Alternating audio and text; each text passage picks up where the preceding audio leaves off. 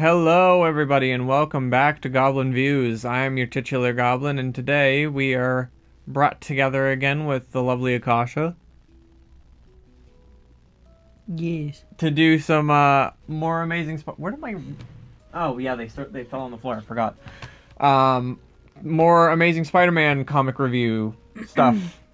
Number 51 to 60, and we said last time that there was no annual, but there is an annual this time. Annual number 4. Yeah, sometimes we're wrong. Sometimes we are very wrong. I'm gonna check to make sure that the audio is good. So, Akasha, you say something. Okay. We're here. We're doing it. We are here and we're doing it.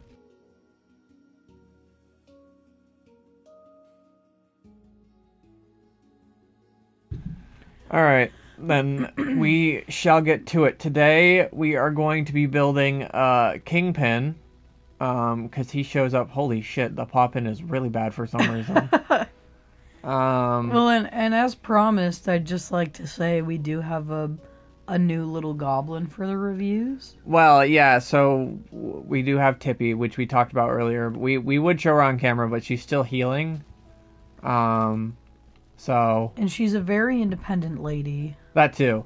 She's been seen on a few streams, so, you can go check out the videos on YouTube if you want to see her. I don't know when they would be. Just watch the whole thing, I guess. Yeah, just fucking watch it. Anyway, what did you think of this week's circulation of comics that we read? This is an interesting one. I have a nuanced opinion. So... Dude, tell us how nuanced it is. Okay, so it's very nuanced. So...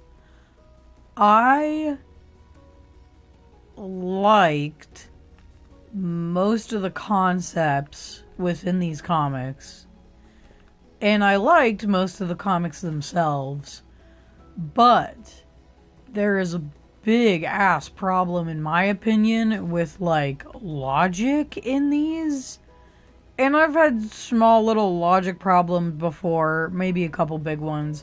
But, like, at the end of the day, I know it's comics. I know it's, like, whatever. Fucking a man becomes an octopus man because he got exposed to radiation and they fused to his body. Like, okay. But there are some things where I'm just like, this just fucking takes me out. Why would this happen? You know what I mean? Yeah, I can get you. But overall, I like them. I agree with you to an extent. I kind of excuse it because I kind of am more fine just being like, oh, you know, it's a Spider-Man comic, so dumb shit is sometimes gonna happen. Yeah, I just like, though, I would like if there's like, you know, continuity in the world that you produce. Because it's like, it's fine if things are not accurate to real life. It's a fucking Spider-Man comic. But if they're not accurate to how the comic has gone, then I'm just like, what? You know what I mean? Yeah, I can agree with that. And obviously when we get into it, you'll kind of understand what we're talking about. It's more towards the half point, but I agree with that. But I think that the storylines are some of the most... well, the return of a very iconic storyline, which they kind of peter out. But then, like, a lot of the stuff that happens is really, like, iconic. At least I feel like it is. You know what I mean? Like, what's happening. Like, these are the first times that these things are ever happening to Spider-Man. Like, I guess to set it up, like, he gets amnesia at one point. Yeah. And I'm guessing he gets amnesia in plenty of points later on in these fucking comics.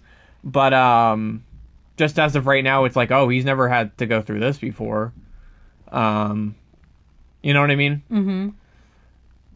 I get you. But that being said, do you have anything else to say? No, the only other thing I'd like to say is this is quite tight with, like, what, there's only, like, 3 plot lines that are going on? There's not a lot of, like, veering? I mean, there's one plot line that we basically follow the whole time. Yeah. Well, there's like two main plot lines within this slew of comics. Yeah. Yeah, it's more consistent instead of like having a lot there's like even there is one like introductory comic of a character, not introducing it to them to the universe or anything, but to Spider-Man, but even then it's like they're only in it to serve as a driving force for the thing that Spider-Man is currently going through. Yeah. Instead of showcasing them as a character, which was one of my criticisms of that comic, is that they don't do a very good job of, as me as a new reader, like seeing what this new character is kind of about. Okay. But yeah. Do you want to get right into it then? Yeah, let's just We're gonna dive right in. Can you give your best like radio announcer? Let's get into it. Now we're gonna be playing the Spider-Man playlist starting at 7:30. Oh, look at that! It's 7:30. Let's get right into it, folks. I hope you all like that. Yeah. All right. I forgot to change the stream to just chatting, so I'm gonna do that real quick. Bam! I'll remember to do that at the very beginning someday. Someday. All right, so we start with The Amazing Spider-Man number 51, In the Clutches of the Kingpin. So, if you remember, last time we finished with number 50, which was... Oh, you want to continue? Yeah. Okay. With number 50, which was Spider-Man quitting being Spider-Man, but then returning after the underworld kind of rises back up. So we start, the Daily Bugle has been posting articles about this rumored overtaking of the underworld by the Kingpin. Of Gotham. Of Gotham. Because that's where this is based. By Falcone. Uh-huh. They're not even comparable characters. No, I know. Oh, they are mobsters. So. Dude, you broke his leg. I'm trying. So basically, Kingpin's not pleased with this, so he orders that they go and try to convince J.J. Jonah, or J.J. Jonah. J.J. Jonah. J.J. Jameson. J.J. That he should, like, write for them, which obviously isn't going to work because it's like Jameson is an asshole, but he's not a criminal. Well, not write for them. He wants Kingpin wants him to stop publishing things about. Well, yeah, but like I imagine though he would push him farther into like, oh, you're gonna write shit for us. Yeah. I guess, but he doesn't say that. Yeah. I'm in the belly of the beast. Spider-Man shows up and he kicks some goon's ass because they all go out and they're like taking money from people. They're like it's their like weekly, like they're collecting like protection money. Yeah. And Spider-Man is just out and about, so he sees this and he goes to stop some of them because he's back in action, folks. And the one that he specifically stops is led by a guy named Big Turk. He's not super important except for that he sees Spider-Man and he's instantly like, fuck that, I'm getting out of here, because the Kingpin said that Spider-Man's not supposed to be around anymore, obviously, if you remember last issue. Mm-hmm. It's a very direct sequel, so you have to remember exactly what happened last time, but Foswell, if you remember, was also captured last issue because he wanted to come back as the big man again. I don't know why he was so foolish. It doesn't make much sense, especially considering how this all turns out. But Kingpin talks to him because he thinks that it could be valuable for them to work together instead of him have to kill Foswell. She's very generous as a Kingpin. For real. I mean, it's a smart idea, though, because Foswell raises a good point. I can't remember if he does say it in 50 or 51. I think he might say it in both. But he is the only man, when he became the big man, he was the only mobster in New York to have made all of the crime families join under one roof. Mm-hmm. So Kingpin's the only one to have done it since him.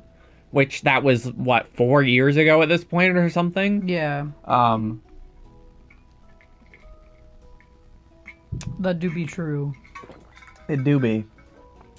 But during this talk, Big Turk erupts in, and... They're finished. No, that's not him. I'm joking. Keep going. And he's with some goons, and he's like, "Oh, you motherfucker, you lied.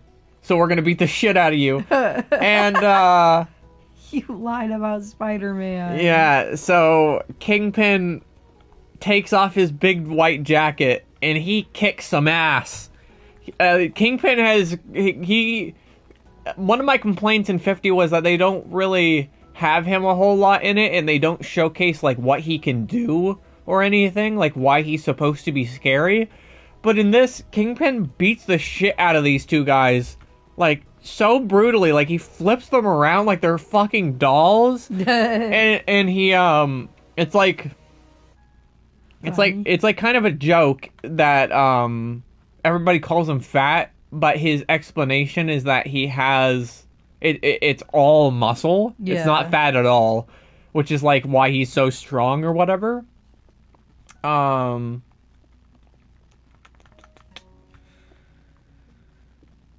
basically, obviously, he wins the fight and he sends them away, being like, "Oh, you still work for me, but you step out of line again, I'll fucking kill you." Yeah, you step up to me.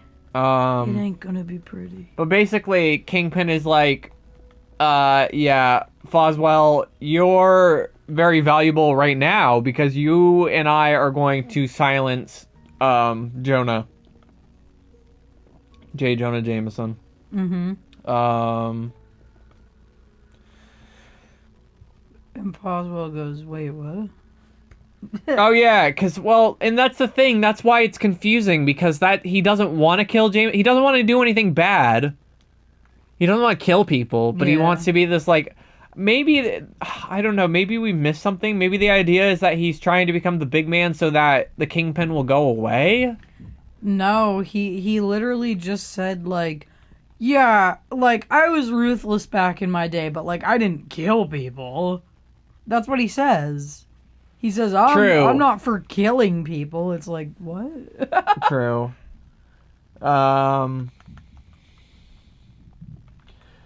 Spider-Man goes out and randomly finds another shakedown, and he attempts to stop it because it's like in like a bank or whatever. But they throw a goddamn grenade that, like, blows up one of the main supports of the building. Mm-hmm. And it's this very nice, like, this cool moment where Spider-Man has to hold this entire building up by, like, it's all crumbling around, and he has to hold it up while all these people escape. It's like the first moment, because there's, like, that's all you see Spider-Man do nowadays. There's, like, so many moments of him doing that, but he hasn't really done that. You know what I mean? Like, hold a building up or anything to let people get out. Usually it's like him fighting Villain of the Week. Mm-hmm. I don't think I can get his bolo tie in there. Oh, here. I think I could. just do what you can. Okay. Spider-Man throws another spider tracker on a goon. As he famously does, he usually throws a fucking spider tracker. And that's how he always wins. Hey, I mean, if it works, don't fix it. You know, if it ain't broke, don't fix it. Yeah. Yeah, that one. So basically, Jameson gets kidnapped and he's taken to the Kingpin. And he is So it's weird because Kingpin keeps flip-flopping. He keeps saying, like, "Oh, we're going to silence J. Jonah Jameson." And then it's like, "Oh, now we're going to offer him to stop writing these articles." He said, "I'm going to offer it to him one more time." One more time? Okay. One more time. But obviously, he's not going to comply because he's J. Jonah Jameson, and that's how he works. Jameson learns of Foswell's betrayal because if you remember correctly, he was working with him at the Daily Bugle. What was he doing? What was his? He was the crime reporter. Yeah, he was the crime reporter, which is now still Ned. Yeah, that's Ned's job. Yeah, that's Ned's job now.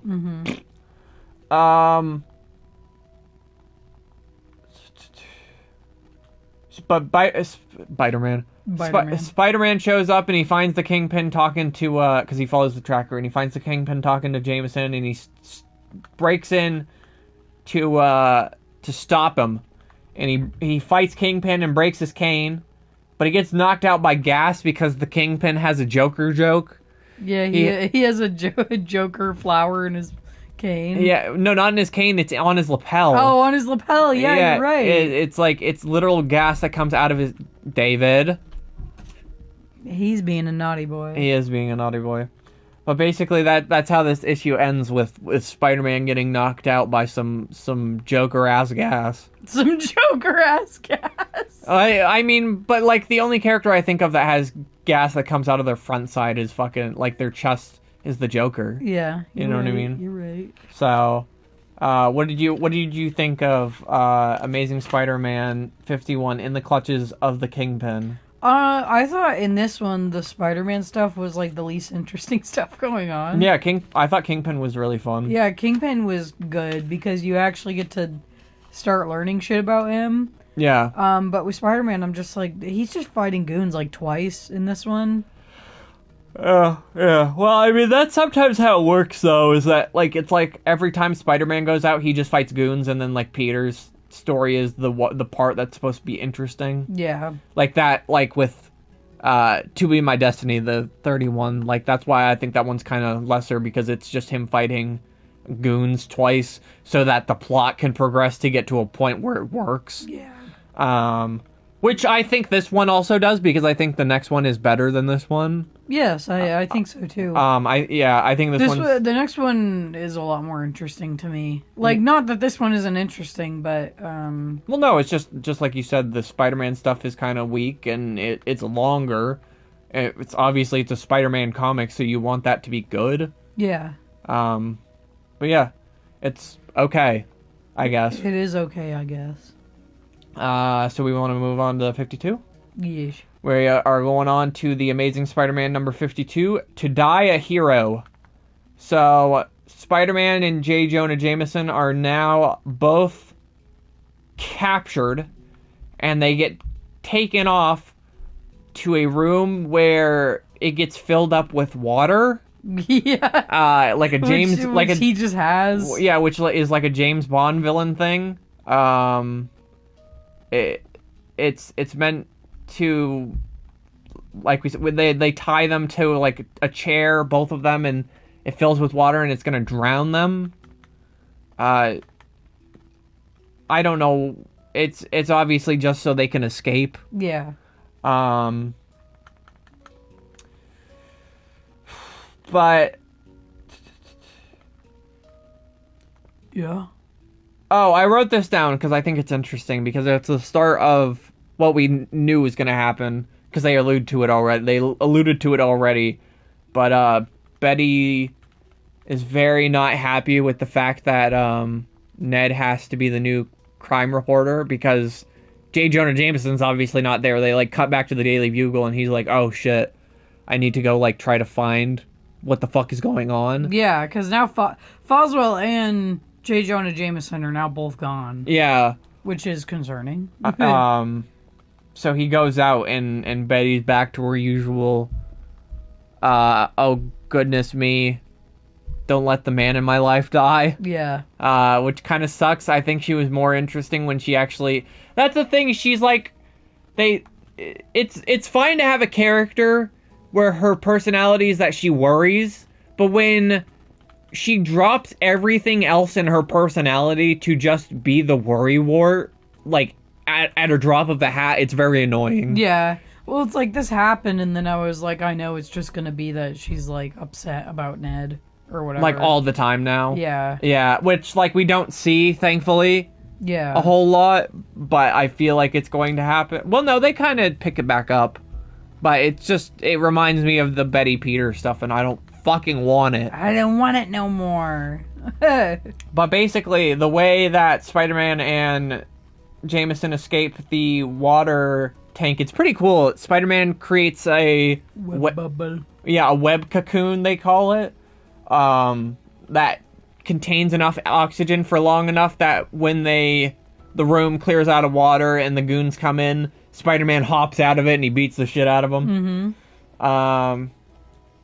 So basically, Spider-Man convinces Jameson to get the fuck out of there, because he's fighting guys, and Jameson's he's like, what the fuck? He's shocked. Mm-hmm. And Spider-Man has to threaten him to make him leave. Yeah, he goes, if you don't get out of here, I'm gonna beat your ass. Yeah, he's like, you're next if you don't get out of here.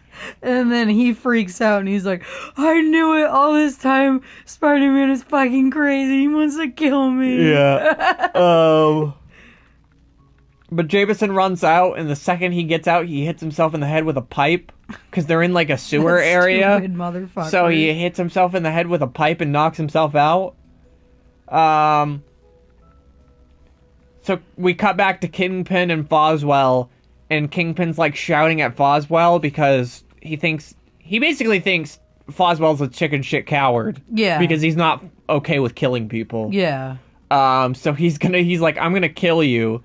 But as soon as you're a chicken shit coward. Yeah. And the second that looks really good, actually. Thank you. I'm trying to see if I can make a smoke effect. No, it looks really good. But the second he starts to threaten him, Spider-Man arrives. You won't threaten my Foswell. That's what Spider-Man says. We have a brief cut back to the usual gang where Flash arrives home for like a couple days. And poor Peter misses it. No, he's there for a little bit. Yeah. But yeah, they're basically the usual crowd, being MJ, Harry, and Gwen are like, oh, we'll throw a party when Peter arrives or whatever. Mm-hmm. And Flash they kind of change his character. His character always flip-flops. He's always a bully, and then he's always a funny bully. It's weird. Yeah. Because he's kind of now, like, a dick again. Well, it's like, some things they just cannot get over, like, between the two of them. And one of them is women. True. Very true. One of these things they cannot fucking give each other a break for is liking the same woman. Yeah. Fair enough. Look at that handsome man. That looks really good. Thank you. That's really good. You like the smoke? Yeah. All right. Well, there you go. There's our Kingpin. Yeah. I have him at an angle so we don't have to look at his face through the smoke. All right. But see, I couldn't get the lapel. I don't think you can fit it on there. No, you got it all pretty. Spider-Man is about to break it anyway. Or not lapel, the bolo tie, but yeah, Spider-Man's about to fucking smash it in a second anyway. Yeah. Spider-Man globs the little tie pin with a web thing so he can't get gassed again, and Foswell grabs a gun and gets the fuck out of there. Which is fair. But no, it is very fair. He's gonna get killed if he doesn't. But he goes to look for Jameson, because he just, for some reason, has an intuition that Jameson didn't get out. I don't know why. Kingpin, like, runs away, but not, like, runs away in a cowardly way. He's trying to, like, lead Spider-Man through traps that he set up. Yeah, like a gas trap or whatever and shit. Yeah, but Jameson wakes up. He's chased by some goons, but he finds Foswell, like, he runs past him, and they hide around a corner. But as they start to hide around a corner, the goons shoot at him, and Foswell takes a bullet for Jameson. Yeah. He, like, dodges him out of the way, and a bullet meant for him hits Foswell instead. Yeah. Spider-Man, being in the same vicinity, hears this, the bullets being fired, and goes towards it, kicks the asses of the goons, and saves Jameson, but Foswell fucking dies. Yeah. And the interesting, rest in peace to a real one. The interesting part is that directly after this happens, and he's not lying, J. Jonah Jameson goes like, "Oh, we need to like memorialize him in the paper, because he like appreciates so much what he did for him," and he does do it. He's not. Well, he does it, but he also gives himself all the credit for like saving the day. Well, I think that's a different article. So they have one that just talks about Foswell, and then there's a different article where it's like... In the next issue? Because that's one of the complaints... Like, Spider-Man in the beginning of the next issue yells at Jameson about the most recent issue. You think it's a different issue that he's complaining about? Because that No, I'm saying there's two stories in the same issue. One is like an obituary. It's not a story, it's an obituary. Mm-hmm. The other one is the story of them escaping the Kingpin, and Jonah frames it like he's the one who rescued Spider-Man. Okay. Yeah. Okay. I would believe that then. Yeah. Who the fuck else is talking?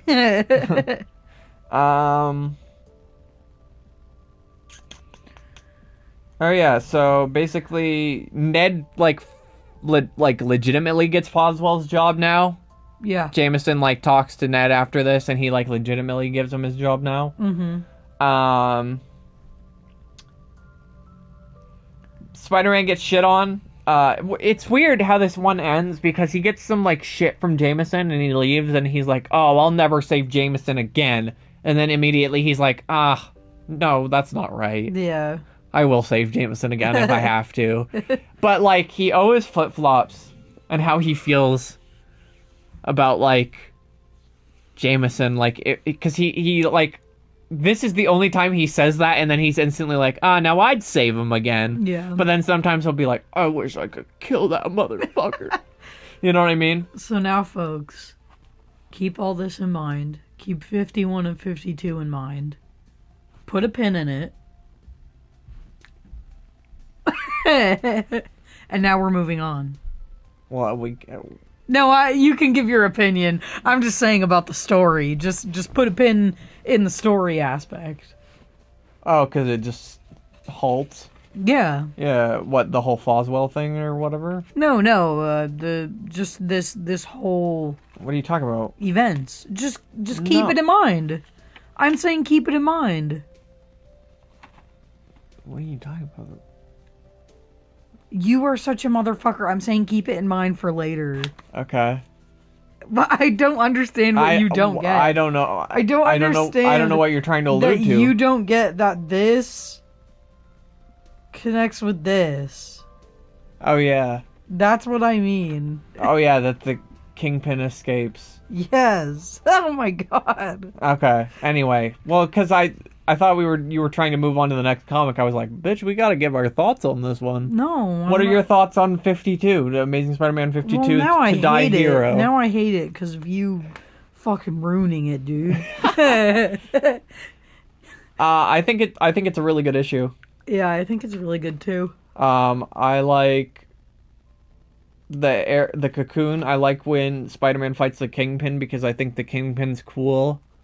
I love how this doesn't fucking fix the relationship between Spider-Man and JJJ, even though he fucking... Well, yeah, but he saved him multiple times before. No, I know, but it's like, this is so direct. They were literally chained together on a stupid block in a room filling with water. True. Very true. Yeah, I like the interactions. I like that Foswell, the next character to have died, is an actually somewhat important character. He's a pretty important character. Yeah. He's like one of the main characters. I just didn't... Or he's like a side character, but he shows up a lot and he affects the plot a lot. I know it was like shocking for the time or whatever, but when Bennett Brant died, I like eyes glazed over. I was like, I don't care. Well, I feel like that issue had to happen, though, for this issue to happen. For it to establish that it's like, oh, in this universe, characters that you meet are going to die. I understand, but... No, I get it. But I was like, all the letters coming in at the time were like, wow, that's fucking nuts. And I was like, I don't even know who this motherfucker is. With Foswell, I'm like, okay, I know who this motherfucker is. I care a little bit. He's been here for literally, like, since the fucking Crime Master one, which was 10 or something? Yeah, 43 issues ago. Yeah, something That's like a lot that. of issues we've had him for. Yeah. That's actually pretty crazy. Actually, which one? It is 10 with the Crime Master. It is. Yep. Oh, with the Enforcers? Yep. Yeah, you're right. Yep. I just named a random one. I didn't think I had it. I think it's because that's the one that I recognize that one as 10 for some reason. You ready to move on to the next one? Yes. All right. Amazing Spider-Man number 53. Enter Dr. Octopus. Okay, so spoiler on the title. Don't read the title. Basically, Pete this one starts off, he just yells at J. Jonah Jameson what we were just talking about for a random article. Mm-hmm. Oh, look at this. Here's the newspaper. J. Jonah Jameson and Fred Foswell, heroes in case of Spider-Man and the Kingpin. Okay. Foswell loses life. Okay. Yeah. Okay, there you go. There. I was pretty sure I saw it, like, his face on there. You know what I mean? Yeah. Okay. Okay. I'll give you that one. I made a little note here that I didn't notice before, but Spider-Man has been making little backpacks out of webs for himself, and it's very cute. It is very cute. I really like when he makes things out of webs. Mm-hmm. It's probably my favorite Spider-Man thing. Look at our big dopey boy. He's just sitting there.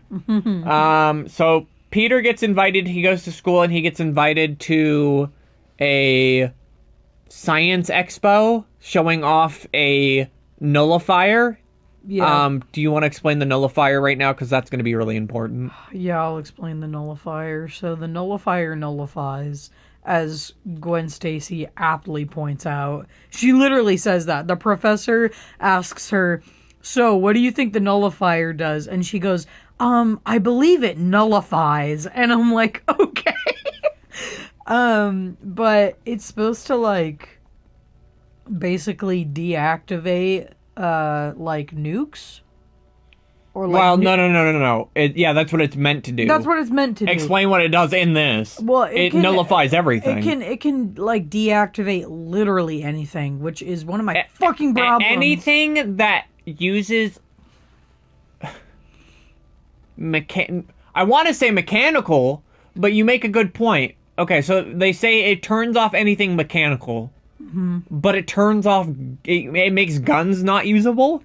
Yeah, which makes no sense because, like, okay, a nuclear missile is one thing, like, there's, like, you know, circuitry and electronics and stuff that go into that. A gun, the basic physics of a gun has nothing to do with circuitry or electronics. It's literally, you pull a piece of metal, and then it triggers, like, leverage, which, like... activates gunpowder. Yeah, which shoots something forward, yeah. It has nothing to do with, like, electronics. It's like they're trying to have, like, fucking, like, I don't know, like, cyberpunk-esque guns that are, like, hooked to the internet that you can fucking turn off with your fucking cyber chip or some shit. Yeah, I said it would make sense if they were using, like, laser guns, but they're not. They're using, like, revolvers. Well, yeah, they're just regular-ass cops that at some point they use to...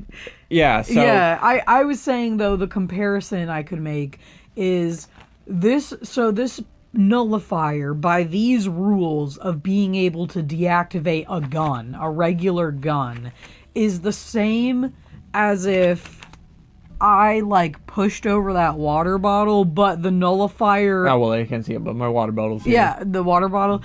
The nullifier would not allow me to push over the water bottle. Yeah. How the fuck does that make sense? It doesn't make any sense. But, anyhow, back to the story. Well, it does something a little bit even weirder later that we'll talk about. But, yeah. So they go to the expo. It's Peter, Gwen Stacy, because he invites her, and his teacher.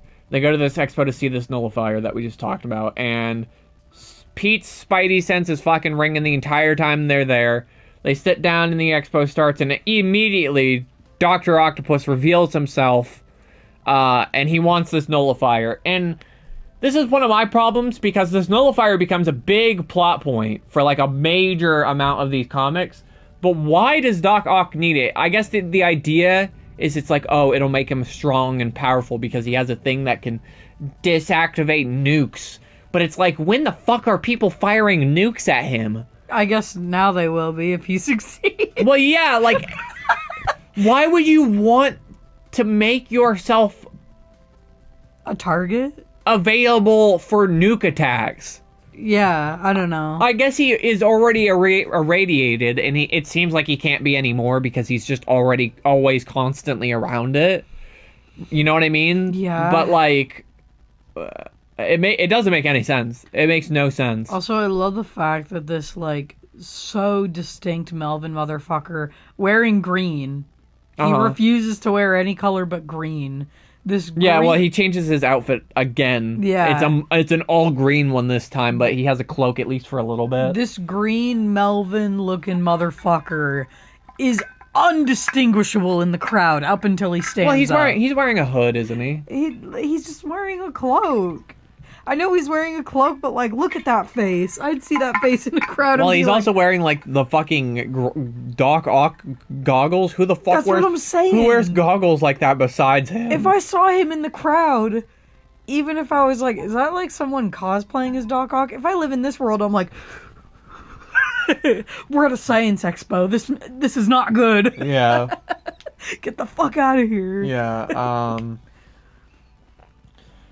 Doc Ock is attacked by some police officers, but he gets some, like, tear gas thrown at him, and he does this really cool thing. I think it's really cool. I don't know. You laughed like it seems stupid. It's a little stupid, but I like it. Well, he flings his arms around so fast, like a helicopter propeller, and it, like, makes the tear gas all dissipate. Which I think it's cool. Yeah. It's like a move he's never done before, and it does something interesting. I don't know. Yeah. So of course, Peter, in the confusion of the crowd, he leaves Gwen and the professor to go off and change into Spider-Man. Yeah. And they begin to fight, and the fight gets taken up to the roof because Peter doesn't want people to get hurt.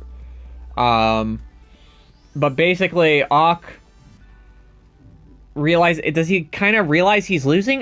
The thing is, I can't gauge Dr. Octopus as a character in the sense of I don't know if he's a pussy or not. Well, no, remember what happens is he gets blinded. Cummed on. He gets cummed on, yeah. He gets cummed on in his eyes.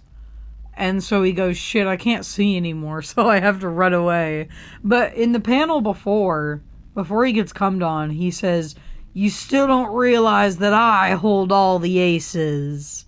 Even though he's had it on his eyes before? Yeah. So clearly he thinks he's going to win beforehand. Yeah, well, so, and to counteract this, Ock drops the nullifier on a crowd of people below. Yeah, it's like a big heavy machine. Well, yeah, it's a huge machine. And obviously that means Spider-Man has to stop fighting him to go save them. Yeah.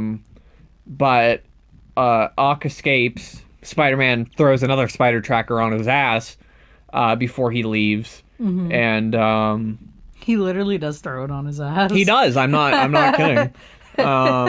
And Ock, we get this, like, explanation for how he escaped in 33. We don't really need it. He gets, like, a fucking oxygen tank and just swims out of there, but... Yeah, he just swims the same way Peter did. At least they talk about the fact that he, like, should have been dead. Yeah. From that rubble that fell on him in 33. And he shakes his fist and he goes...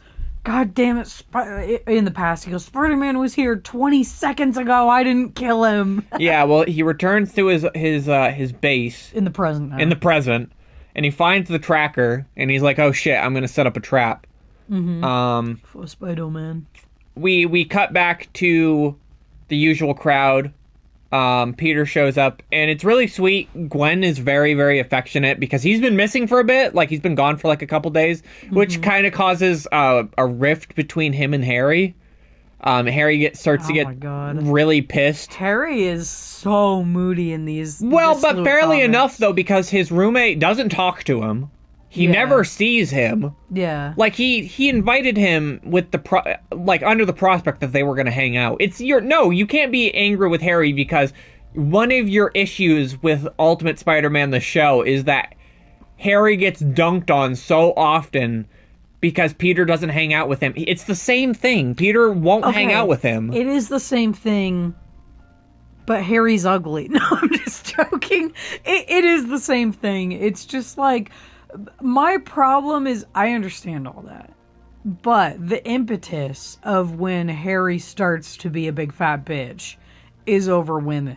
Which I understand. It's like they're young men or whatever. Well, that's what it started as. It's not that anymore, though. No, I know it. Well, yeah, it doesn't end out as that. But I'm just like, dude, really? Like, you all, Flash, Harry, and Peter have all been interchangeably hanging out with Gwen and Mary Jane. And I know it pisses you all off. And I know it also pisses off both Gwen and Mary Jane. But it's like, how is the dynamic new? You know what I mean? Yeah, true. It really pisses off Mary Jane in this slew of comics. Like, all those jokes that she makes. Well, yeah, they get really snippy at each other to a certain point. Yeah. Well, it's interesting because they keep... it's kind of more realistic. They keep kind of flip-flopping. Not flip-flopping, but they're like passive-aggressive, but they don't want to be mean, but they're just very... Yeah. It's the same thing with Peter and Harry and Flash. Like, they're all... I mean, Flash is just an actual dick. But, like, Harry and Peter are just mean to each other because they're girl crazy. Mm-hmm. Sometimes I'm gonna try to point it out reliably whenever I see it, but every single time Mary Jane and Gwen are in the same room together now, Mary Jane will say something that everyone takes as a joke, but it's just a passive aggressive comment. It's just her being passive aggressive. Like in this one, Gwen says, because Flash is like, "Oh, why would you want to hang out with Peter, Gwen?" And she goes, "Face it, friends, you've got your guru, I've got mine." And then Mary Jane says, "I only loaned him to you, lady." Yeah. It's stuff like that for like this whole slew of comics. Yeah. So we meet everybody at the coffee shop, and the only reason this is important is because Anna and May show up, and they talk to Peter, and they say they're looking for a roommate because Anna has a spare room in her apartment. Or her house. This is my least favorite aspect of all of this. I think it's fun. So Ock sets up a dummy with the tracker on it, so Spider-Man finally arrives, and he instantly knows that it's a trap because of obviously spider sense. Mm-hmm. He sends a web cannon. He fucking like slingshots it into right at the dummy, and it explodes.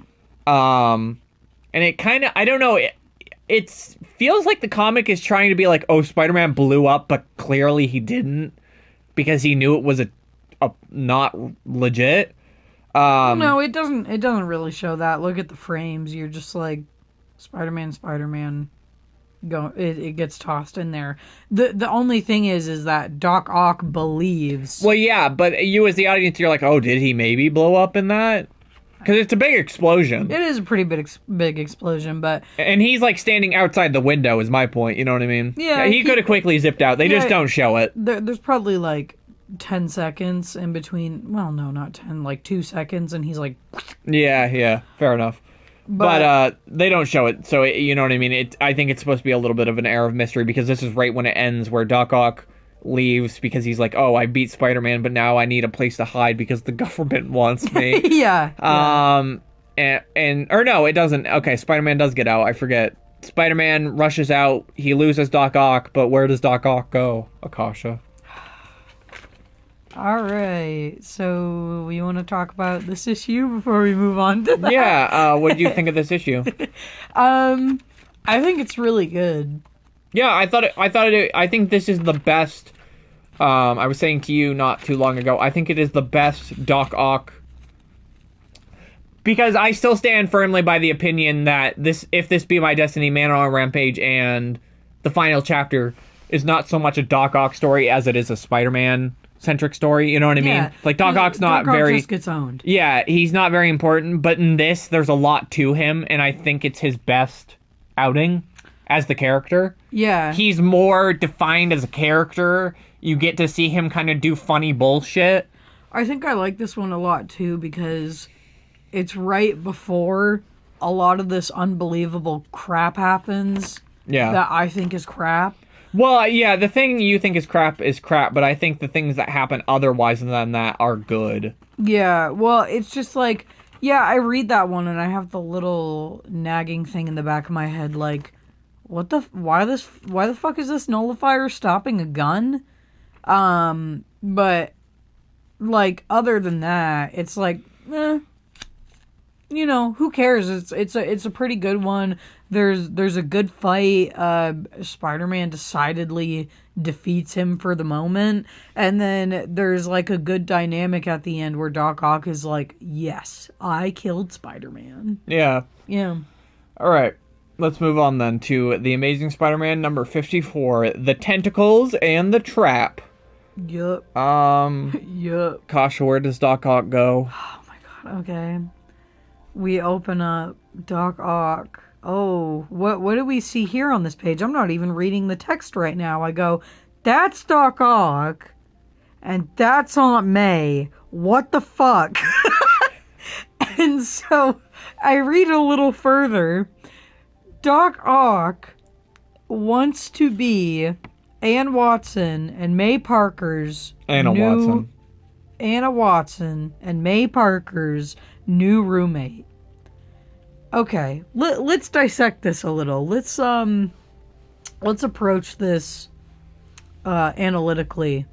A, they say Anna is out of town on vacation. She doesn't know about any of this. She doesn't know about... Well, she knows, obviously, the roommate thing, because she was in the last issue. Yes. Which makes no sense how she just disappears. She was in the last issue, which is the day before... Mm-hmm.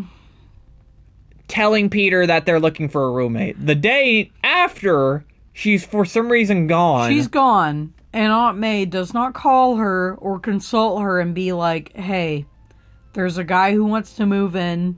Instead, she goes, this guy is moving in right now.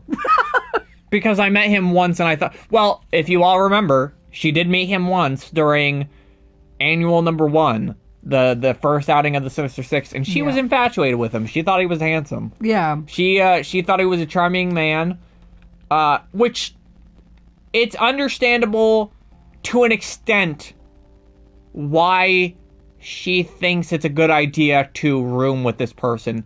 It gets to a point, though, where I'm like, what the fuck? Are you actually insane? Now, like, are you... Like, is Aunt May actually senile? Does she need to go somewhere? This is the problem, because it happens literally on the next page. My fucking huge problem with this is that Aunt May actually seems either fucking insane or 100% senile, because she goes, wait a minute, didn't they just say in the newspaper yesterday that you... Well, and they must have been saying it for years because he's done multiple things. You know what I mean? Yeah, didn't they say in the newspaper yesterday that you were trying to steal a nullifier and you're wanted by the police? And this is fucking mind-boggling. He says, no, Spider-Man was trying to steal the nullifier and I was trying to help him, don't worry. And she goes... No, not help him, stop him. Yeah, stop him. And I was trying to stop him. And she goes, oh, okay. And I'm like, why the fuck, if you think someone is a criminal, even... He's a terrorist. He's a terrorist. If you have heard, especially because this was likely in the Daily Bugle, which Aunt May also loves. Mm-hmm. Because she loves J. Jonah Jameson. Because she loves J. Jonah Jameson. Why would you believe the man who is accused of a crime to tell you the truth about whether that crime happened or not? So she goes, okay, come on in, put your stuff in the spare room. You're not a criminal. It's fine. Yeah, so, like, oh. Basically, Ock moves in. Ooh. You okay? I just cut my pinky finger. You okay, though? With my other pinky finger, yeah. Ock moves in and he instantly calls up. So I guess he still has some goons from his master planner days. Yeah, the underwater purple goons. Yeah, so I guess they're just Doc Ock goons now. Yeah. It's funny, there's like a clear transfer in my notes where I go from calling them master planner goons to Doc Ock goons.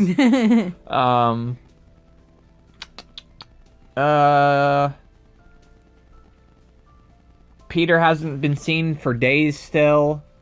He keeps disappearing just because he's Spider-Man and stuff. Yeah, he's been busy. We're just gonna... Yeah, so Pete goes home. Oh, God, yeah. You want? You're kind of impassioned about this. You want to talk about when he? kind of impassioned. You want to talk about when he goes home? I love this human element, and I love Harry, even though he's the ugliest motherfucker alive. Yeah. But what happens is Pete gets home, and well, actually, Pete has been home for a little bit, and Harry goes, "Hey, you want some breakfast?" And the door is a little bit open, so he's looking in. And I gotta admit, if I saw someone doing this, I would be so pissed.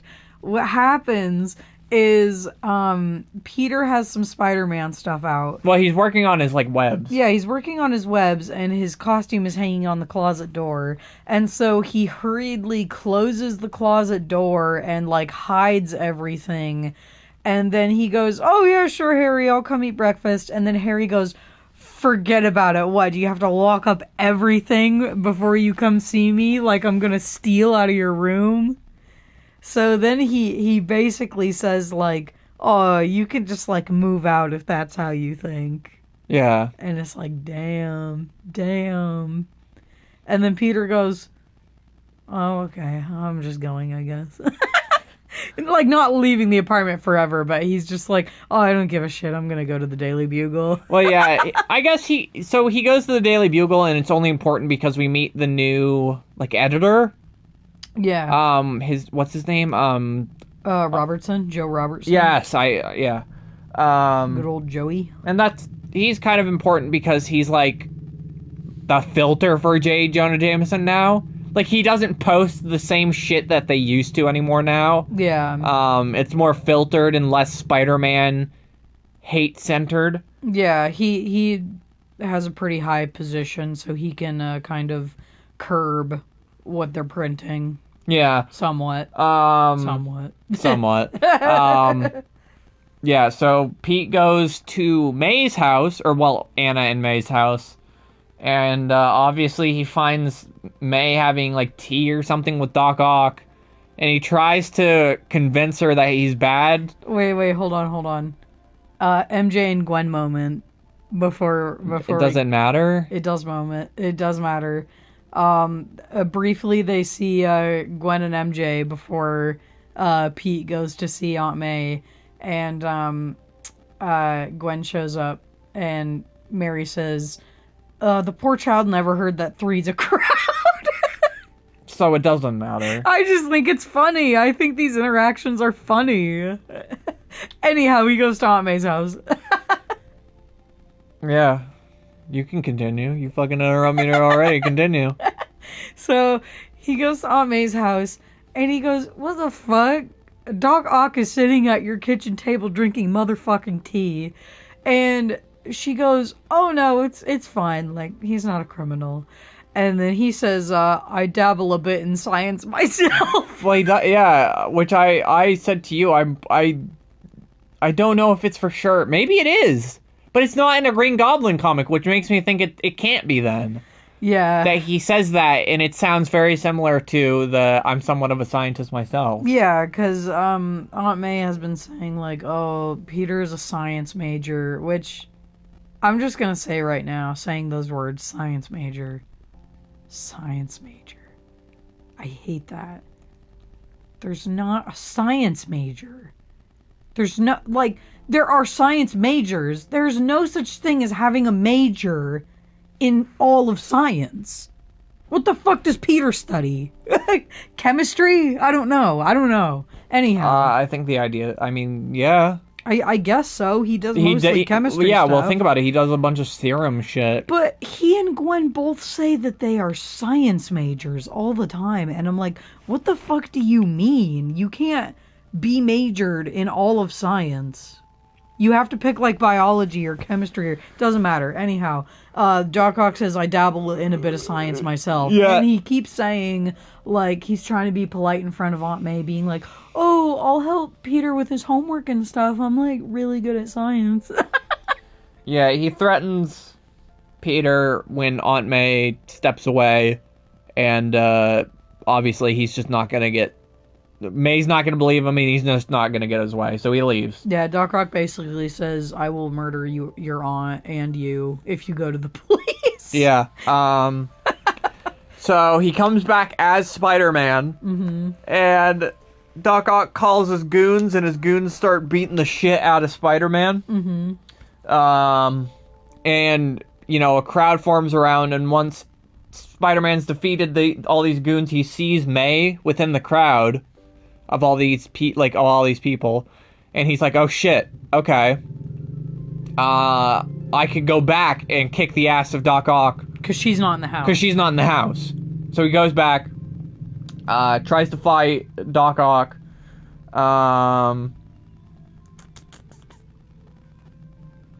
and like right before they start to tussle, but the second they do, May shows up and she passes out. Obviously from the shock of seeing Spider-Man and Doc Ock fighting in her fucking house. But Ock gets away. He breaks through a gut. He makes a huge hole in Aunt May's house. Yeah. Or I guess it's Anna's. Well, it's their house. They own it together. Their house. But like Pete gets desperate, and as he's trying to like wake Aunt May up, he like tries to reveal himself as Spider-Man, but she doesn't see it because she's knocked out. She's knocked out. And it this issue ends with Peter swearing that he will find Doc Ock and kill him. Well, no, the way he's talking, it seems like he wants to fucking kill him. It does seem like that, but he doesn't like say that. Or I don't think he intends that. Bro, can we talk about the next one like as quickly as we can? Like we'll talk about alright.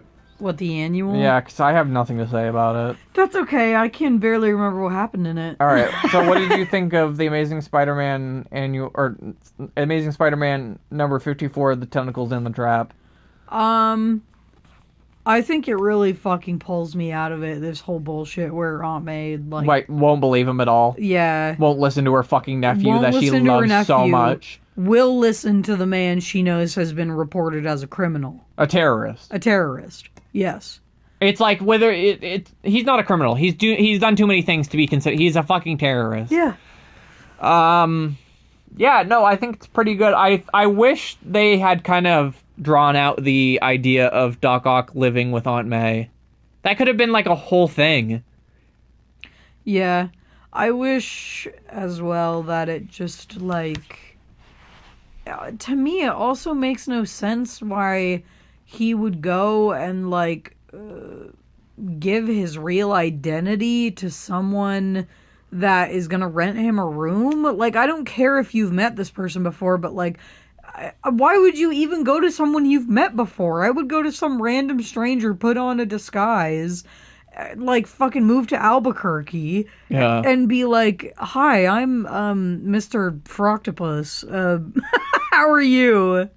You know what I mean? Yeah. It's just to keep it, I know, within, like, you know, the universe and Spider-Man's reach and everything, but it just doesn't make sense to me that Aunt May would not believe her or believe him. Yeah, and just go along with this. Well, no, I'd be fine with her listening to Doc Ock, but I feel like the second Peter would say something, she would believe him. Yeah. I just feel like that's how that would work. It just seems kind of fucked up. It seems very fucked up. Yeah. Yeah. Okay, this is one where I'm gonna have to give a little context, huh? For what? For the wizard. Oh, yeah. I mean, we're not going to talk about it much. All right, we're moving on to the Amazing Spider-Man Annual number 4, The Web and the Flame. So this is the second best annual. That's not saying a lot. Because No, it's really not. It's still really bad. It's boring. Well, yeah, it's boring. My eyes were glazing over. It's a repeat. It's a repeat of one of the best issues. Mm-hmm.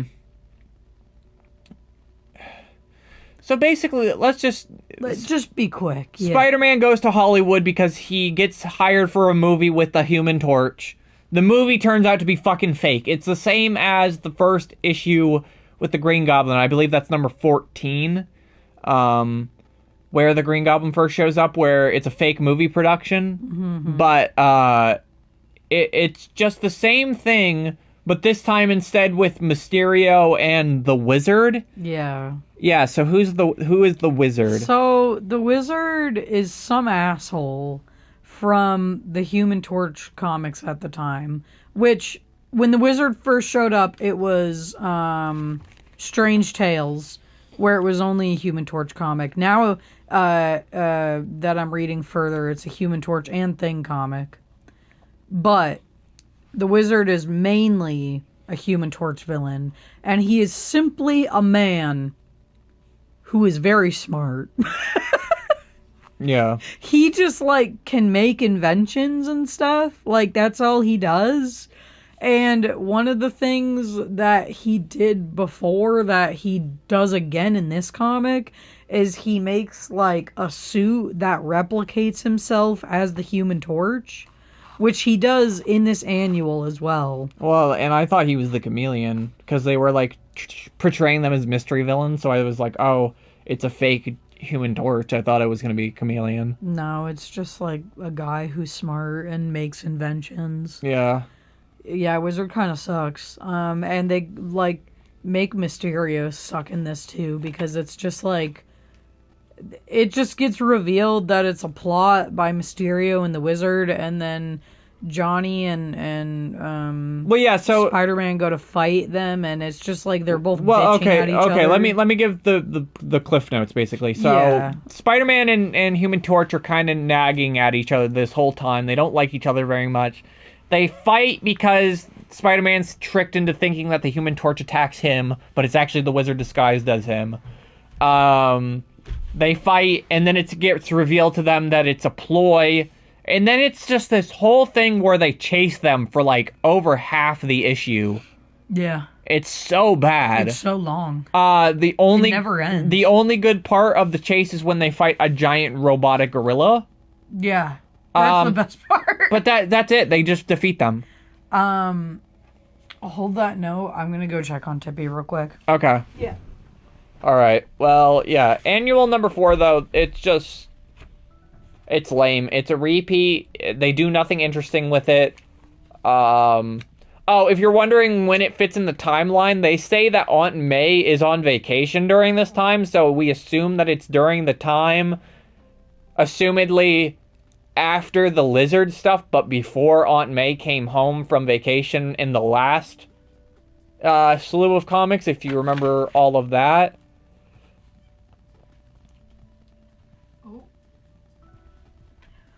Well, she wanted to follow me. Alright. Are they gonna lay together? I don't know. Oh. She wasn't pissed about it. He was pissed about it. Or I guess he's not pissed, but... Well, there we go. Alright, you ready to move on to the next one? Yep, they are laying together. Isn't that sweet? That is nice. Little Davy and little Tippy are laying together on the beanbag. I just wanted to say, though, just to... About the annual. Yeah, just to hammer it home. Like, this is just boring. The other ones are actually, like, really bad. Yeah. But I just want to say again, like, revving up for the next Fantastic Four annual... Compared to this, guess what the next Fantastic Four annual I'm about to tackle is? Number 3. I don't. The wedding of Reed and Sue. That's pretty important. That's pretty important. What the fuck is this?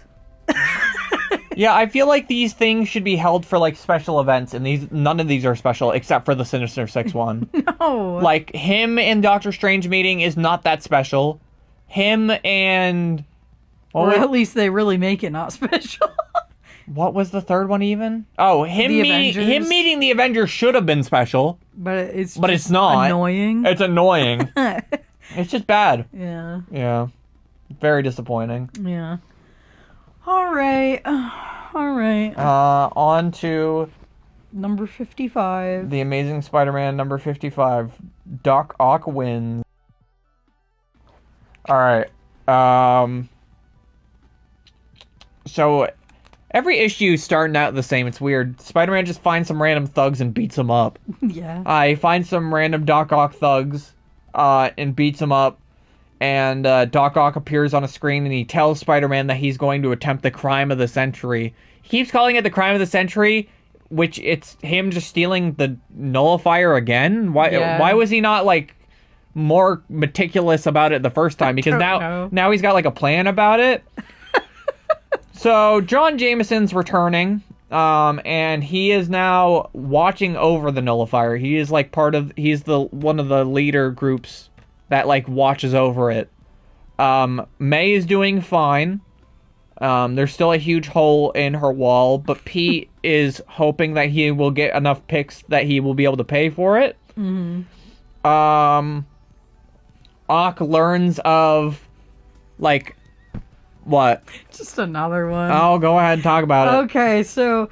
Mary Jane Gwen bitching of the week. Yeah, so... Or bitching of the issue, I guess. Yeah, so, while they're just, like... Checking up on Aunt May, Mary Jane enters to say hi, and then Gwen also enters to say hi, which is weird, because she's never been here, and I think they did this just so they can have more bitching at one another.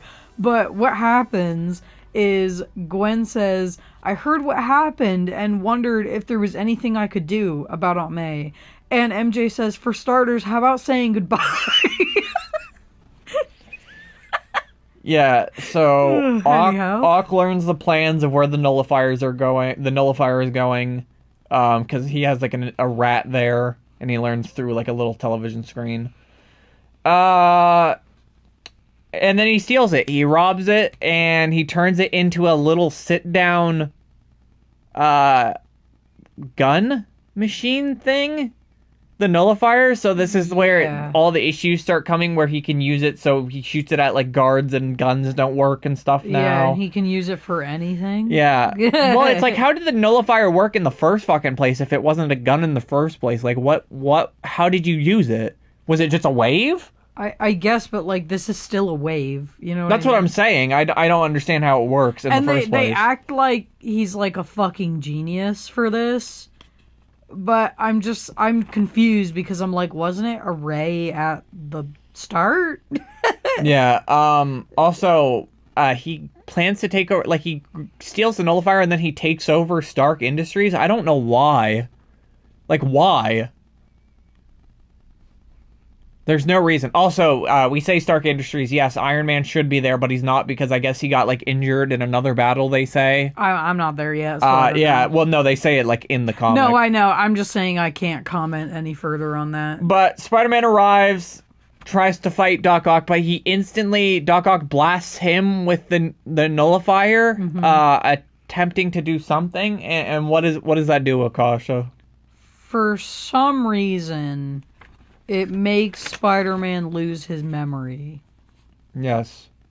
I don't know why, but it does. Well, they say it affects the radiation for some reason. Is it like more radioactive waves? Is that why? No, they say... hold on, let me see exactly what they say.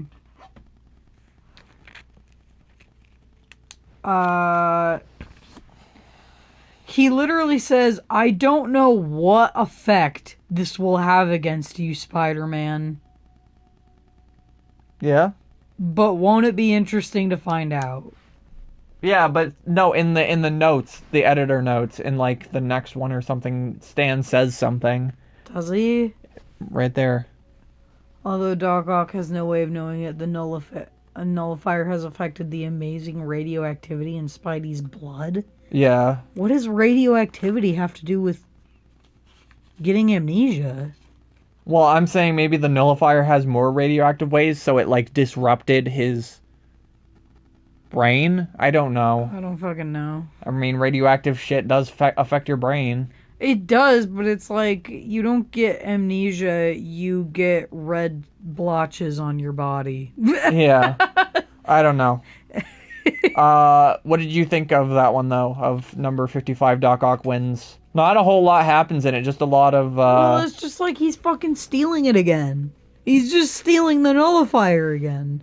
Like, it's not bad, but I'm just like... Well, I think it sets up the whole amnesia bit. I really like that whole bit. I do too. And I really fucking like the Kazaar one that goes along with it, which we'll get to. We'll get to. But with this, I'm just like... It's fine. It's whatever. It's stupid science. His memory is gone. I'm not too pissed about that like I am the Aunt May one. But I'm still just like, okay. You know what I mean? Yeah. It's not terrible. I'm not saying it's terrible. Yeah. I like this Doc Ock stuff to some extent. Well, I think this is the precipice. I think this is the best one of all of it. So. Ooh, look, the rain is really making the smoke look nice. nice. Yeah. All right. You want to move on then? Yes. All right. It's The Amazing Spider-Man number 56, Disaster. So basically, now that Spider-Man has no memory, Dr. Octopus has tried to now convince... he has convinced Spider-Man that he is his partner. In crime. In crime. So they take the nullifier and they start riding away towards Doc Ock's lab. And Spider-Man this whole time is like questioning. He's like, why... He like instantly believes it because he doesn't have any reason to not believe it. But he keeps being like, if I'm evil, why do I feel so icky about why I'm doing this? Yeah. Why do I feel evil about being evil? Yeah. At one point, the nullifier gets broken because Doc Ock uses it too much, and Spider-Man's like, oh, I could fix that. And he starts to wonder, oh, maybe I'm a scientist. But then he's like, maybe I'm not a scientist. Why would I need a mask for if I'm a scientist? Yeah. He also realizes, like, things like, oh, I need to keep this mask on because it was obviously important for me to keep it on in the first place. Mm-hmm. It's interesting stuff like that. But in his heart, he just, like, does not like Doc Ock.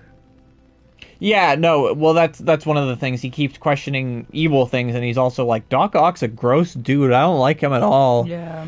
And then... they go to the lair. Oh, what? Oh, just all the usual crowd crying about Peter. Yeah, they're just upset because Peter has been gone for a couple days now, and it's just gonna get worse and worse.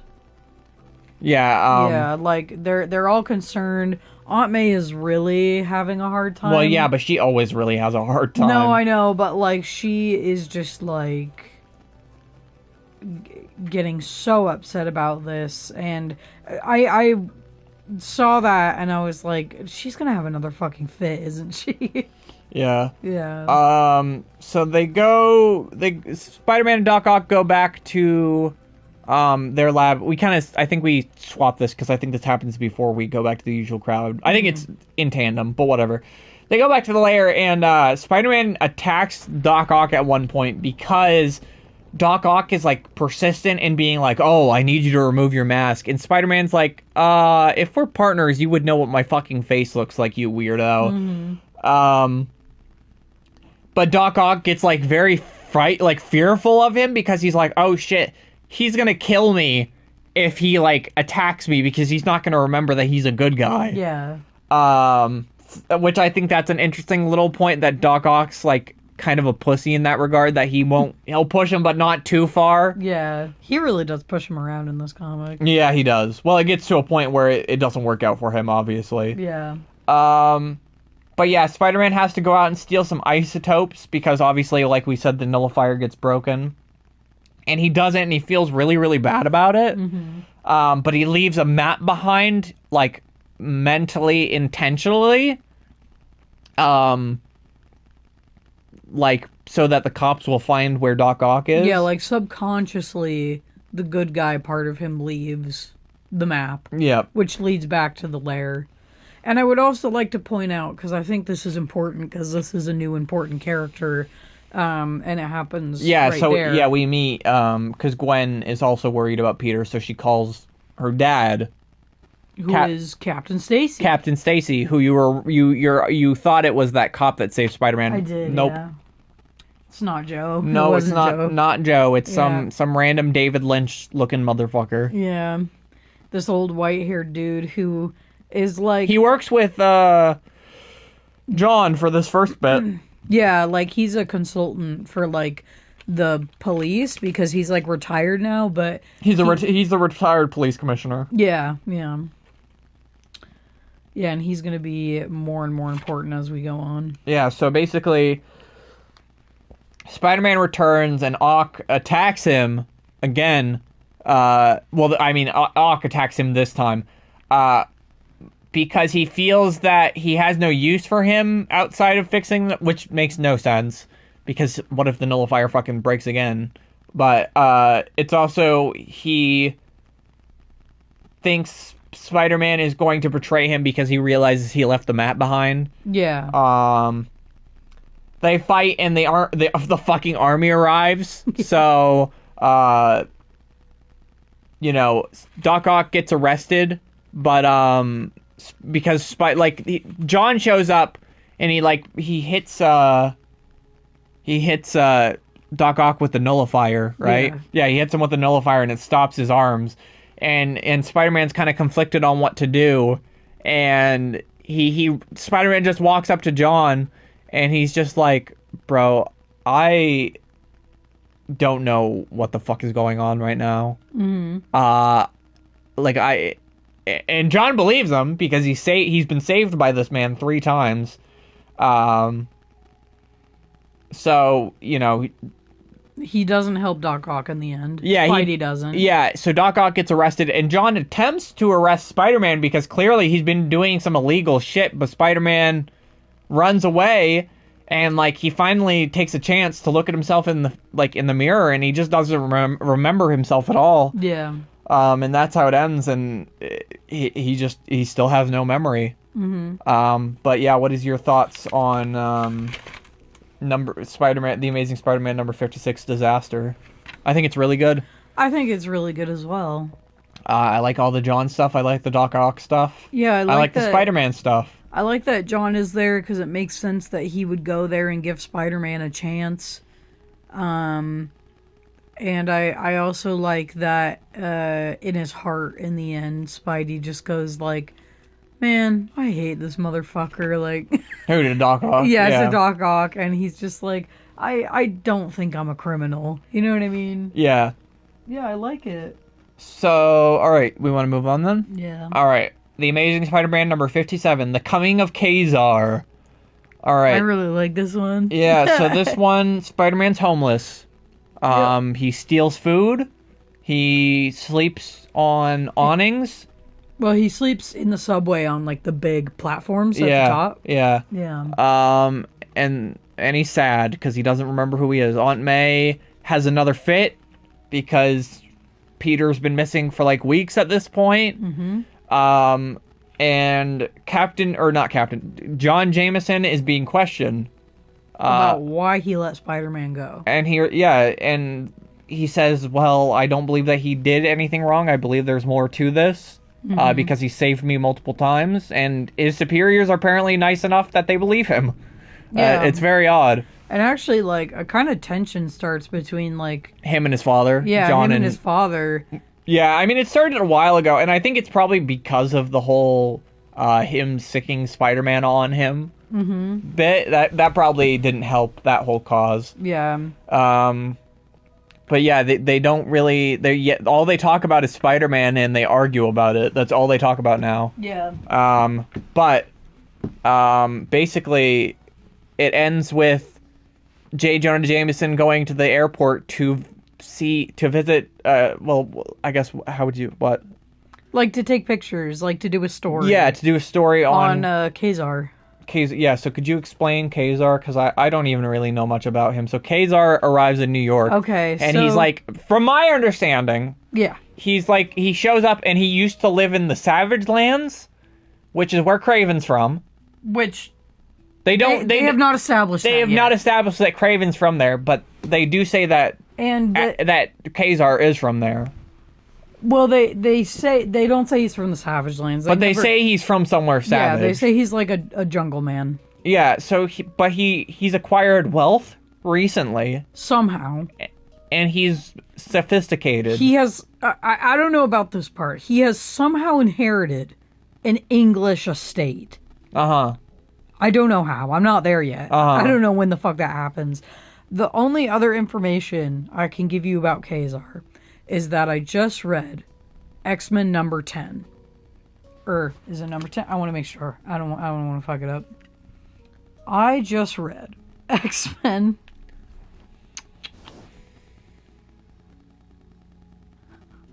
number 10. Oh my god, hurry up here. Where Kazaar first appears with Zabu, with the beloved saber-toothed tiger Zabu. And basically the X-Men get a call that a man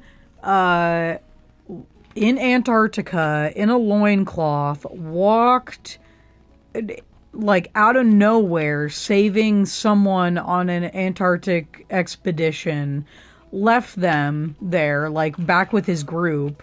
And then Zabu, the saber-toothed tiger, jumped out and everybody got really scared and shot at it, and then they fucking ran away into the mist of Antarctica.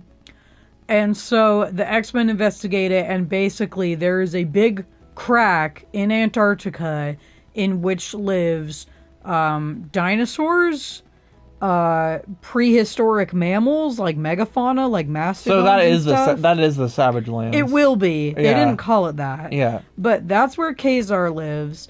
Kazaar is the enemy of the cavemen, which are more like men who are more closely related to apes.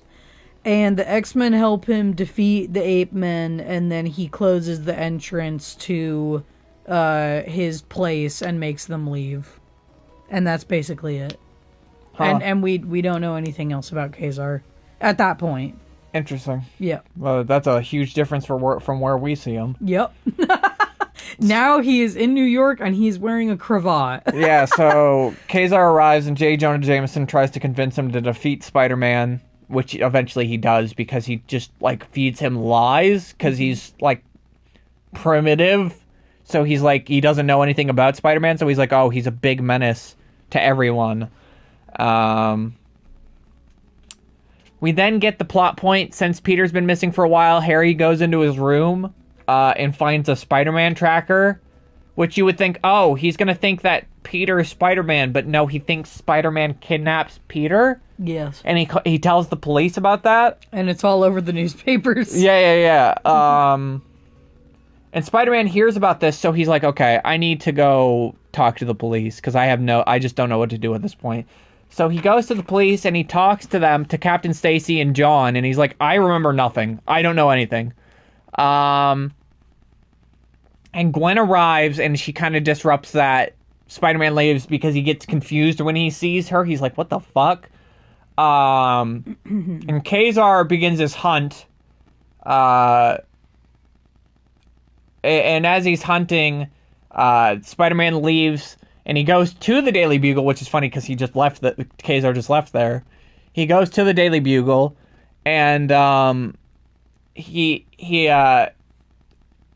goes there because he wants to find newspaper clippings about himself to learn more about his past, and hoping that it will remind him of, like, anything. Mm-hmm. And J. Jonah Jameson is like, oh, yeah, we're, like, friends. Like, I'm your biggest fan. And he almost gets Spider-Man to remove his mask. But, then we have this epic frame. Yeah, Kazaar fucking bursts into the scene and tries to beat up Spider-Man. And they fight for a while. Spider-Man almost gets the better of Kazaar until Zabu gets, like, I'm guessing they have, like, a link, kind of, because she gets, they have, like, an emotional link. Yeah, he gets, like, super hurt, and she gets, like, a link. Zabu's a boy. Oh. They're brothers. Oh, okay. Yeah. He senses that Kazar's in trouble and rushes towards it. Spider-Man runs out of web fluids, and he's like, "Fuck! I gotta get the fuck out of here. There's no way I'm gonna win this shit." And Kazaar basically tackles him into a park.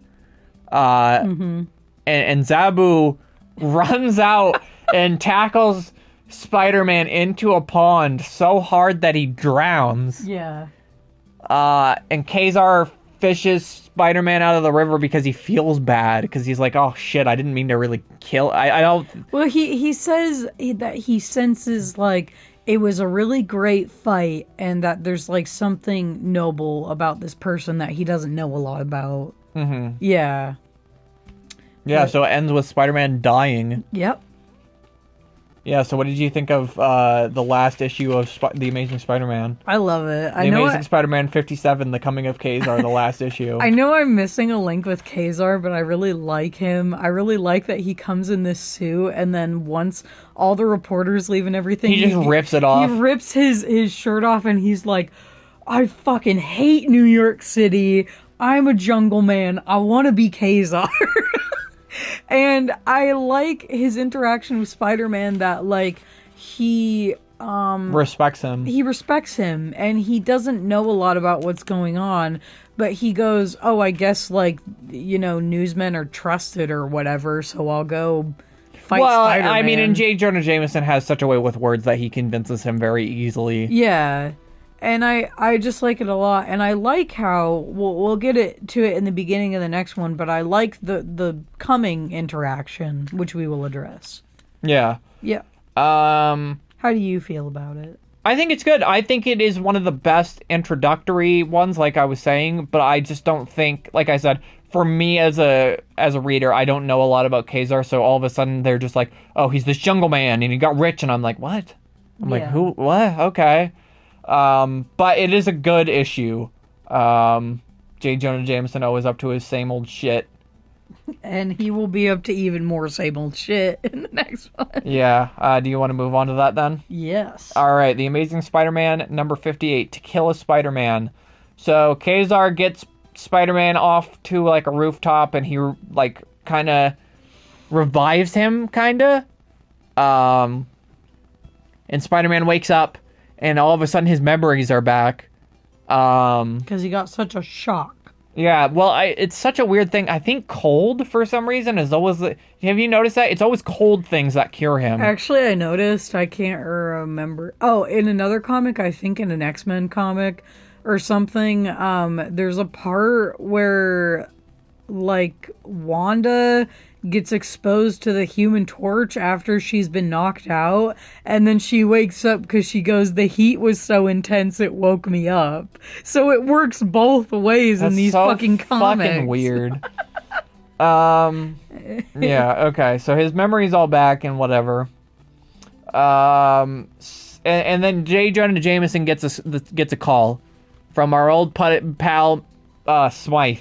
Or Smith, you said it's pronounced, right? Yes. So we called him Smythe, but his name's Smith. If you remember, Smith was the guy who gave J. Jonah Jameson his robot suit in Captured by J. Jonah Jameson. Mm-hmm. What was that, issue 34? Hold on. 25. 25. Yeah. Holy, that's almost...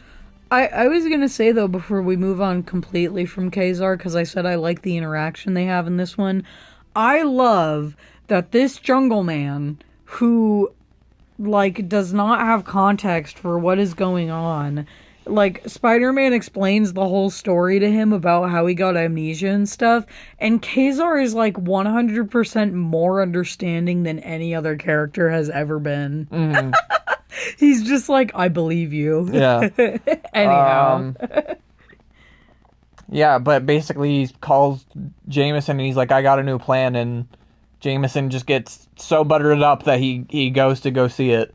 Yeah. John gets assigned to a new thing because of the whole nullifier thing being done, so he leaves the story for right now. May's still in the hospital.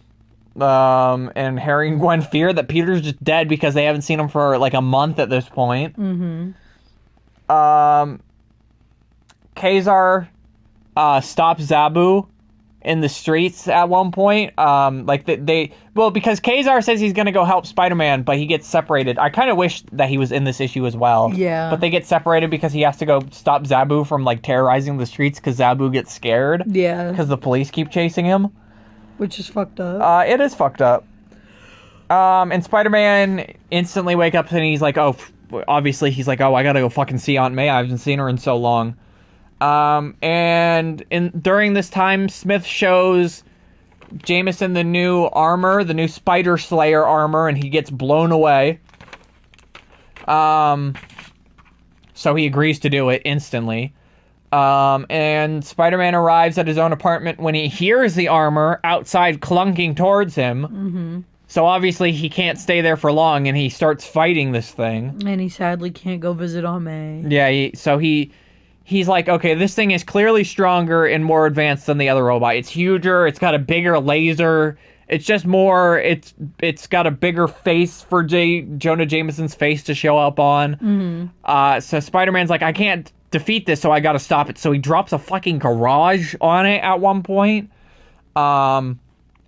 In the way, so as this thing is like trying to get out of the rubble, he runs into a phone booth because he's like, oh shit, this is my only last chance. He runs into a phone booth to look through a phone book and find where Smith's lab is, and because he's figured out this plan that he hasn't revealed to the audience yet. Yeah. And we should know it has been revealed that Smith actually just wanted to do this the whole time because he wanted to kill Spider-Man. Yeah, well, so he tells J. Jonah Jameson because Jameson doesn't want to kill Spider-Man. He's not a criminal.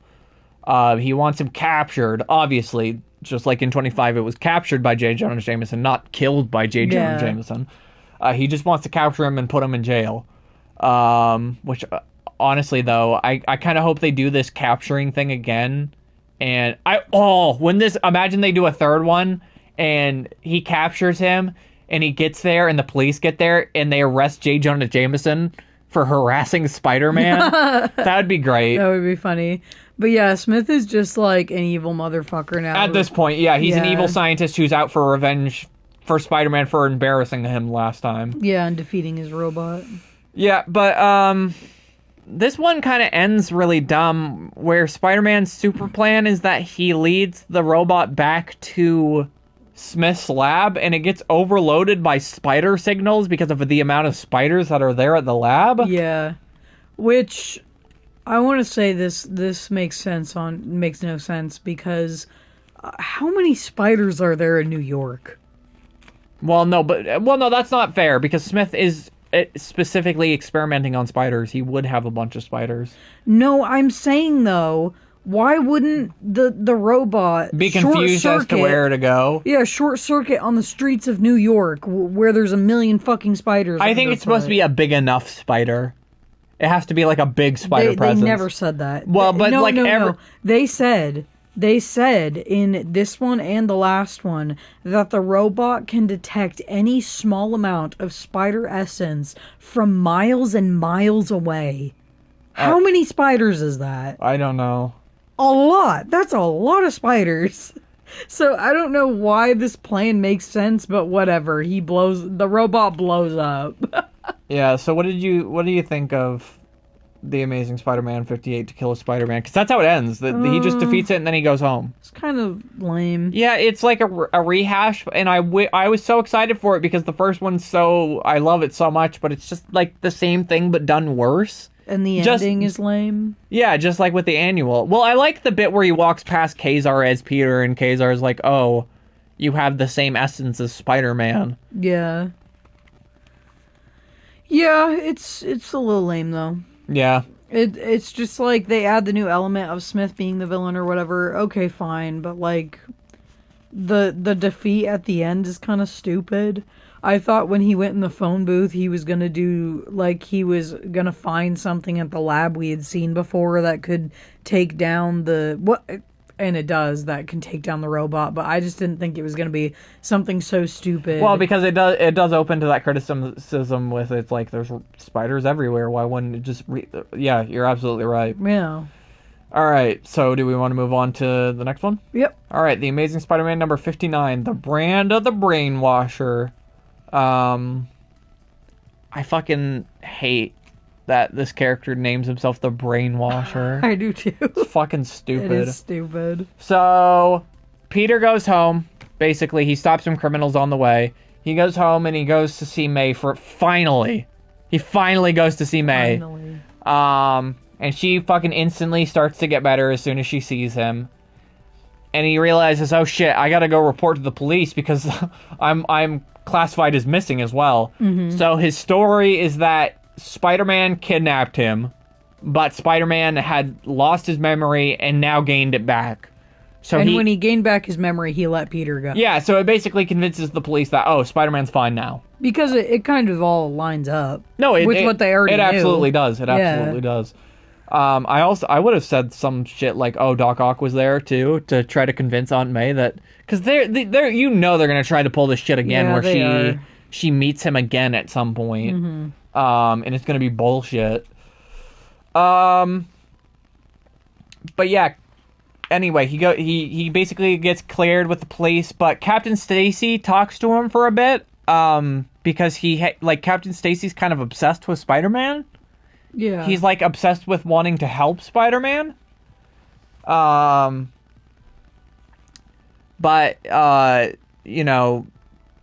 Pete goes back. Or he doesn't go back. He is talking to Captain Spacey, and then Gwen shows up, and she's like, it's very sweet. She's very sweet to him. Yeah, that's a sweet frame. Yeah, I wish we could show you. Yeah, she kind of hugs him really hard, and it's very nice. You got anything to say? No, I'm looking at it. I just really like it. It's just sweet. I mean about continuing. Oh, about continuing this? Yeah. No, I'm just joking. No, yeah, so what happens is now we see that this plot is forming with these like random villainous characters where they have a hypnotic camera that they are going to use at a club during like an event night. Wow, okay. And so Mary Jane. Yeah, so it's revealed in like a line of dialogue, it gets told to Peter that Mary Jane got a job, and then we cut to this. This is where Mary Jane got a job at. Her job is that she has this she doesn't know it, obviously. Yeah. But this camera that you just talked about it, right? The camera. Yeah. So this camera, it brainwashes people, and Mary Jane's gonna go around and take pictures of very important people, and brainwash them basically. Yeah. Without her knowing it. So this issue is basically the usual crowd all getting to the point where they're going to the first night of Mary Jane working there. And they go there, and she starts snapping some pics, and it gets a little suspicious. Like, she takes a picture of Captain Stacey, and he like starts to forget things, and then he just walks off and disappears for like an hour at this club. Yeah. And everybody's like, what the fuck? Where did he go? So Pete gets suspicious. And he goes out and he's like, okay, I gotta come back as Spider-Man because something's up. He comes back as Spider-Man, and instantly the goons just start beating the shit out of him. Mm-hmm. And, Mary Jane hears this hustle and bustle. She comes out back into, like, the backstage area, and she's like, what's going on? And one of the goons grabs her as, like, a shield, but Spider-Man stops him. So it scares the shit out of her. It just is, like, this big thing building up where all these characters are learning all these things. Spider-Man sends her away. And Spider-Man finally finds Captain Stacey. He's being brainwashed. He's in this big fucking chair that's brainwashing him. And Spider-Man goes to save him when he's grabbed by the brainwasher. And who is the brainwasher, Akasha? It's the Kingpin, baby. Yeah. Take your pin out. Take your pin out. Yeah. We're here now. We are here. Take your Kingpin out. What did you think of number 58? Or 59, the brand of the brainwasher. I think it's kind of whatever. It's whatever until the last frame, and then I was like, ooh, Kingpin's back. Yeah, exactly. I think the brainwashing bit is really boring, though. Yeah. Like this, because you're kind of confused at first by what the fuck this plot is. And I know it's supposed to be a little confusing, but I'm just like, wait, what are they doing with this camera? Wait, are the people coming back to the club next week? Is that what they just said? Yeah. Well, it's like, how long has this club been going on? Like, how long have they been doing? Well, no, they said they've done this the first time. Mm-hmm. So it's like recent, but it's just weird. Yeah. It's obviously just a ploy to get Kingpin back in anyway. Yeah. And they kind of correct it so it works a little bit better, even in just the next issue where it's like, oh, Captain Stacey is now just going to be like a Kingpin goon. Yeah. Because he gets, you know what I mean? Yeah. All right, so I think the next one is far better. Oh yeah, I completely agree. So we want to just move on to that one. Yep. All right, The Amazing Spider-Man number 60. Oh, bitter victory. So it picks up right where we left off. Spider-Man and Kingpin instantly start fighting, and Spider-Man gets thrown into some equipment and gets the shit, like, shocked out of him. So hard that he gets, like, double vision. Mm-hmm. So he has to retweet. He has to retreat. He has to retreat and can't fight because he can't see shit. Like, he tries to, like, web zip onto, like, a pole. Or no, he tries to grab a pole and he misses it. And then he tries to web zip onto a building and misses it completely, but saves himself by, like, grabbing a building. Mm-hmm. Grabbing onto the wall. Yeah, because that's, like, the only thing he can do to save himself. Yeah. But and we see that Captain Stacey successfully got brainwashed. Yeah, he, like, goes out and convinces Mary Jane and Gwen and stuff that everything's okay. Yeah, even though there was literally just fighting that MJ saw backstage. she literally saw a gun. Also, hold on, were you really confused by this? They fucked it up in the editing because the way that it's like, let's not even say it like verbatim because it's so confusing. It's somewhere in the editing they confuse like where the panels went or something, or how the dialogue happens, because like I don't even know how to explain it. It makes no sense because Mary Jane tries to like explain what happens to her, and then Captain I don't know. It doesn't matter. They just fucked it up, and I was so confused because it's like basically what it is they made it accidentally so Mary Jane sees Captain Stacey twice, like as in meeting him.